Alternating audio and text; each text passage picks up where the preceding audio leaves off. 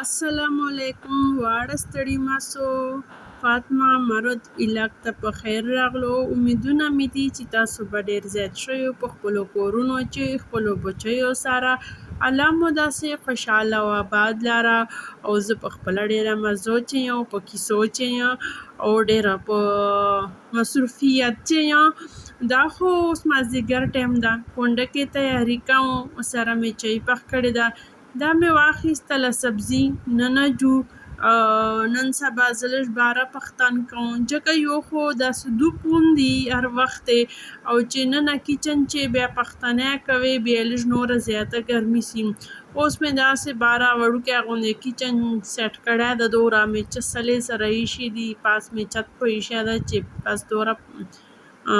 غلی په پروت دي. نو دغسې سیسټم مې دا برابر کړی ده او بس خو چای مو وچښله او مور ته مې سبزي ورکړم، هلته دار کټ کړه چې به زه پخه کړم. نن زه پخوم د چرګې غوښه پخوم، بوړ غوندې پچې کوم. ما خو کاوه بوړ پچې، خو بیا چې الله چې خوښه وي، الله چې څه شی ورته رزق چې لیکلي بیا ورباندې وخوري هغه. نو دی به تاسو ته بیا شاته پته ولګي چې دا څه شی بیا جوړ سي ورچې. او ما امید ده چې تاسو به د ما ول باره ول کچن خوښ شي. نوره خو زه ډېره زیاته خوښه یم باره ځکه چې نن سبا هوا چلیږي، لمر کمي، دوب لږ زیات وي، خو باره بیا دوره لږ ډېره سیلی چلیږي. نو زه خو نوره ډېره زیاته خوښه یم دلته. خو یوه چې د کومه کیسه مې نه ده خوښه هغه دا ده چې مچان وي. نو زه صفایي خیال ورسره ساتم چې بیا مچان نه راځي. نو داسې لږ لږ مچان رایسي یو نیم پچې. خو خیر کولاو او خلاصو جیو چې دا کیسې یي دا په چې برداشت کوم. غوښه خو فریزر وه داسې سلې غوندې مې وراچوله، ټماټر مې وراچول، شیونه مې وراچول، ورسره به د باندې مینځو او کونډک په چې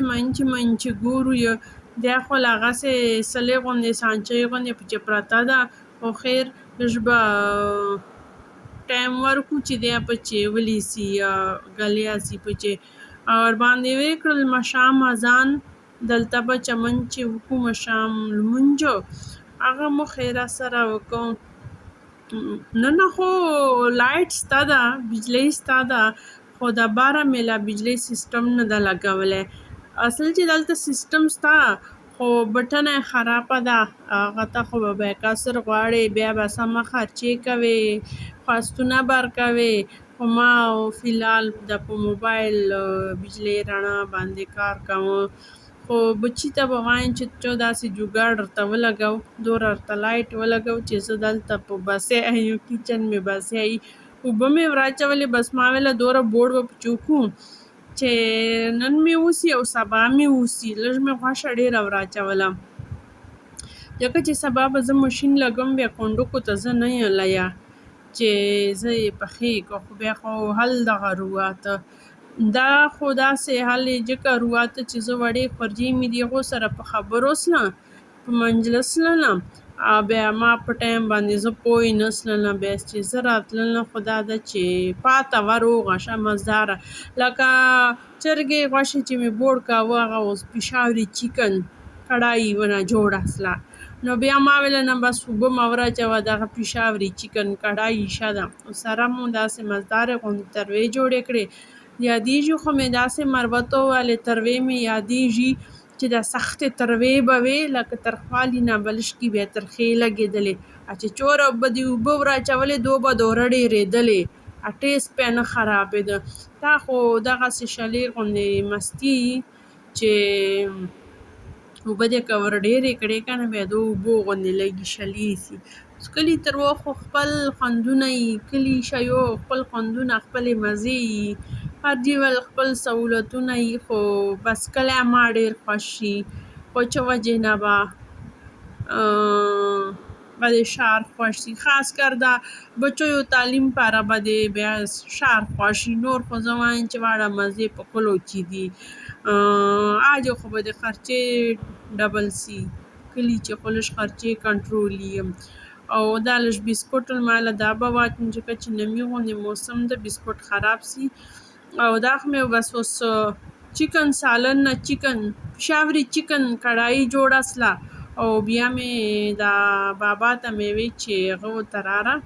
نان ورته راړه هغه خو ډرافټس نان ني هغه یې مزدار ورته راوړل کنجلو ول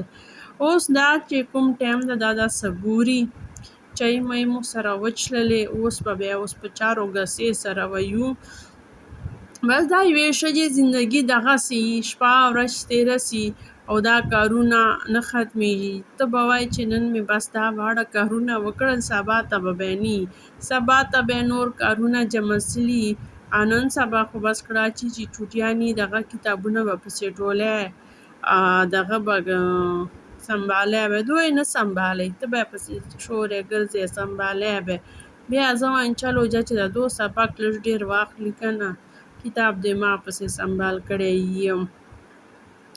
بس دغې باندې ژوند تېر سي مصروفیت چې په تېر سي مصروف یو په دغو کیسو دغو کړاچو سره چې دا نی بیا خو موږ تنګ یو بیا به د شیطان سوچونه تر اچوي وسواسونه به اچوي خو بس زندګي دا خوږه تېرېږي کوشش کوو چې خپل طبیعت خپل جان خوشحال وښورو دې کوټې صفایي مې وکړه لاونج صفایي مې وکړه او دغ تاکینه مو ګورون چې دا لاندارۍ در باندې وکړه چې دا څه شی دي دا خو مې لنډه بازار خلاص کړی ده یعنی چې هغه مې کپڑے مینځه که نه کپڑے لګي دي هلې مې استري ول جاده هلې مې کپړو ولده نو ځکه وایم چې لنډه بازار مې خلاص کړی دی اوس په دغه ځایونه صفا کړو دا مې اول ښه صفا کړ ښه مې کپړه په تېره کړه اوس به بیا یو شی پر ده دا مالګه وینه دا خو کورککۍ ده خو چټه مخ پتی نسته چې کومې مخ ته کومې چټ ته خو هغه لیمپ ته ما سرې مالګې ولده خو دغه ټایم چې داسې مالګه ونه کېږي دوړېږي ولې نمي ده که نه لوند غوندې سي بیا چچېږي اوبه کېږي دا ډېر غټ و رولی څه دا خو مې وړوکی غوندې میز ده مړی ول زه به دا شیټ ور بدل کړو بس دا صفایانې دي موږ یو بس بل کار خو مو سته نه ده دغه کارونه دي موږ یو سره اوس خو چوټیانې دي ماشاءالله دي الله مو دې کړه چې روغ لري بیا یو ورچکېږي یو ته به پکې ناشته تیاره ما خو خپله سهار وکړه یو بچی مې وکړه د دوم بچی مې چې دا نه چېږي هوکه په ستړې څه به یې پرېږده وایم دا خو واړه ټایم ما ول ضایع کوي اوس مې وګورو دا صفۍ ول اخرنی دیدار یې وکړو دیدن یې وکړو دا مې وکړه صفۍ کمره خو مې تشکاره کړه دا ځای مې واړه صفا کړ کچن مې نن اول صفا کړ بار اول کچن مې صفا کړ واړه ګن مې په دغې مخې باندې روباسه اوس په دا ځای ښه مزدار صفا کړو چپلې به ګډې کړو دا ایسي بالټۍ دلته پرته یې اوبه ورچچېږي اوس خو دغه ځایونه به صفا کړو هلې خو ګرمي ده چې کار کوې بیا خو نه کېږي زړه به دې نه ورته کېږي خو چې نه کوې بیا خو لا به دې زړه خفه کېږي هر شی چې ګن پراته وي که نه بیا به دې زړه تنګېږي وایي به چې دا شی ولې صفا نه دي خو هغې لپاره به ته ول جان ښه ستړی کوې پسه به صفا کېږي ماشاءالله دي تاسو ته ماشاءالله لږ کې تېراوه ډېره ستړې مې په کړې ده په دغه جي صفا کولو باندې دا مې واړه کپړې ومینځلې دا اوس مازدیګر ټایم ده بیا کپړې مې ومینځلې موسم خو دغسې چې سیلۍ چلیږي ځکه خو زه چمن ته راوتلی یم که نه اوس به بیا انشاءالله لکه یوه مازدیګر نه واخله تر بل مازدیګره پورې مې راوستلو اوس به لږ بوټو ته اوبه ورکړم بیا به چای پخوم مازدیګر والا بیا به مړۍ ګانې پخو خو په مخه مو شه ما سره داسې پاته کېږو الله حافظ